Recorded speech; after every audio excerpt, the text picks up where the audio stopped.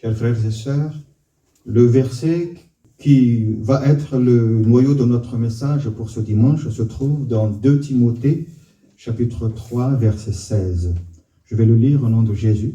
« Toute écriture est inspirée de Dieu et utile pour enseigner, pour convaincre, pour corriger, pour instruire dans la justice. » Le thème de notre méditation, c'est la Bible. Je rappelle que nous célébrons aujourd'hui le dimanche de la Bible. Et pour nous, les chrétiens, la Bible, c'est la parole de Dieu. Elle devrait donc exercer son autorité sur nos pensées et nos résolutions. Est-ce que nous la concevons vraiment ainsi? Premièrement, il faut le réaffirmer que la Bible est la parole de Dieu. La Bible est la parole de Dieu car c'est lui qui a inspiré les auteurs par l'intermédiaire du Saint-Esprit. Il est bien dit ici au verset 3, au verset 16a, « Toute écriture est inspirée de Dieu. » Bien sûr, le style littéraire, l'approche, tout ça appartient aux auteurs. Mais ils ont tous écrit sous l'influence du Saint-Esprit. L'apôtre Pierre, un des auteurs, explique ce processus qui échappe pratiquement à notre entendement. Voici ce qu'il a écrit. « De saints hommes de Dieu ont parlé, étant poussés par l'Esprit Saint. » 1 Pierre 1, 26. Et on trouve souvent dans les écrits des prophètes l'expression « l'Éternel dit » ou « dit l'Éternel ». Donc, ces passages, et d'autres ailleurs, soulignent que l'auteur de la Bible est bien Dieu lui-même. La Bible est la parole de Dieu car c'est lui qui a dirigé sa rédaction. Vous savez, la Bible a été rédigée par 40 auteurs environ. Et ces auteurs ne se sont pas tous rencontrés car ils ne sont pas tous de même génération. Et les 66 livres ont été écrits en 15 siècles, entre le 15e siècle avant Jésus-Christ et le premier siècle de notre ère. Si c'était une encyclopédie ou un livre à plusieurs auteurs, on aurait forcément un rédacteur en chef. Mais la Bible n'a pas de rédacteur en chef à part Dieu lui-même. En effet, quel être humain pourrait survivre pendant 15 siècles pour faire le travail de rédacteur en chef de la Bible? Évidemment, il n'y a que Dieu qui peut surpasser les espaces et les siècles. Alors rassurez-vous que Dieu nous parle à travers la Bible. L'autorité de la parole de Dieu s'est bien manifestée car la Bible est un ouvrage de record. C'est le livre le plus traduit dans le monde. 2200 traductions partielles et 400 traductions complètes. Ce fut le premier livre imprimé. C'est le livre le plus diffusé en plus de 2 milliards d'ouvrages, à raison de 50 millions d'exemplaires par an. C'est le livre le plus recopié à la main pendant 3000 ans. Personnellement, ces records nous prouvent déjà l'autorité de la parole de Dieu.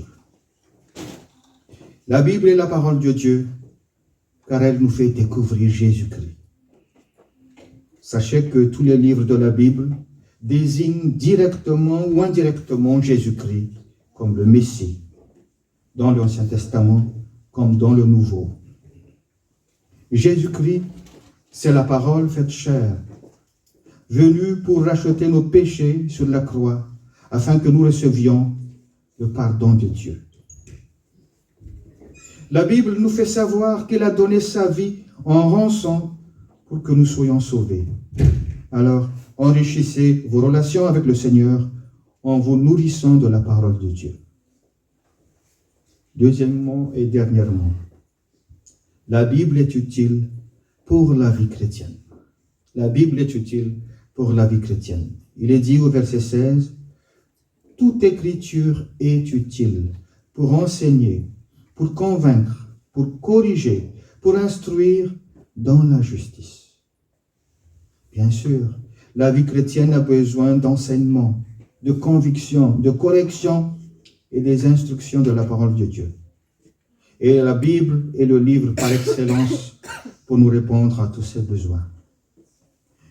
La Bible est utile car elle demeure la bonne référence pour toutes les générations. Jésus l'a confirmé dans Marc 13, 31.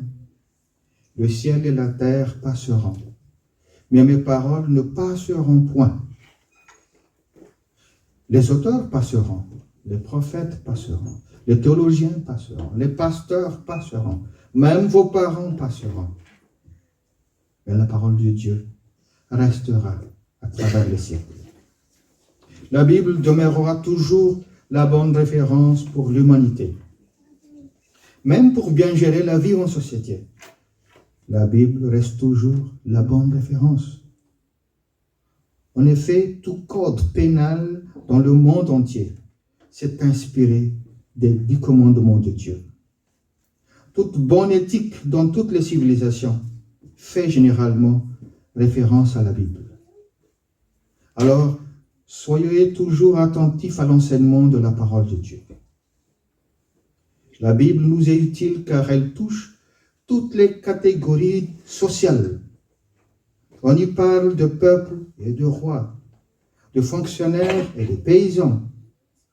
On y trouve des personnes de différentes origines, juifs, égyptiens, italiens, grecs, éthiopiens, asiatiques, iraniens, irakiens, etc., etc.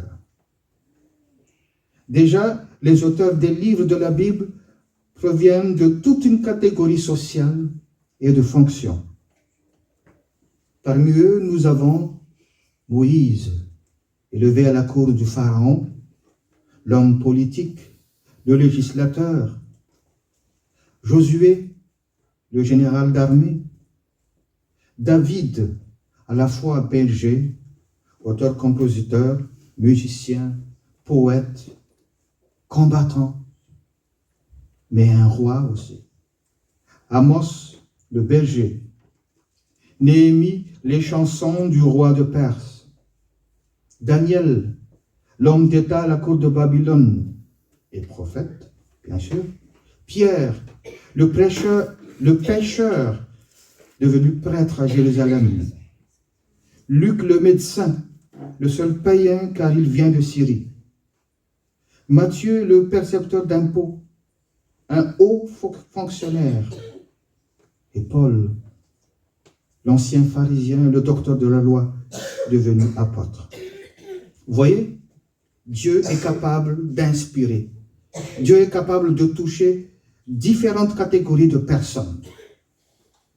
Donc, la Bible est encore un livre d'actualité, car elle s'adresse à tous les hommes. Alors, qui ose dire encore que la Bible est dépassée et qu'elle n'intéresse pas?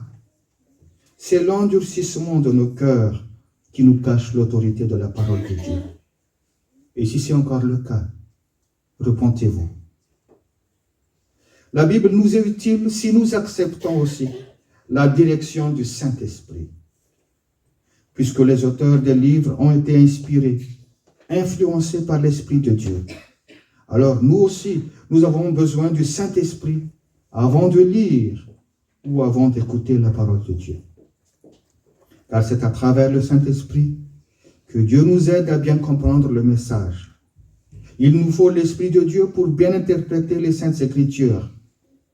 Sinon, la parole de Dieu ne sera pas esprit et vie, comme l'a dit l'apôtre Jean dans son évangile, chapitre 6, verset 63. Alors, n'oubliez pas de prier, de demander le Saint-Esprit avant de lire ou d'écouter la parole de Dieu. Chers frères et sœurs, notre Seigneur a dit, « Celui qui a mes commandements et qui les garde, c'est celui-là qui m'aime. » Jean 14, 21. Notre amour du Seigneur devrait se manifester aussi par l'amour de sa parole. Alors je vous invite à lire et à écouter la parole de Dieu, pour que son autorité vous affranchisse, vous guide. Je vous exhorte à suivre les différentes émissions, méditations de la parole de Dieu que nous trouverons facilement dans les réseaux sociaux, afin que votre vie soit bénie et agréable à Dieu. Amen.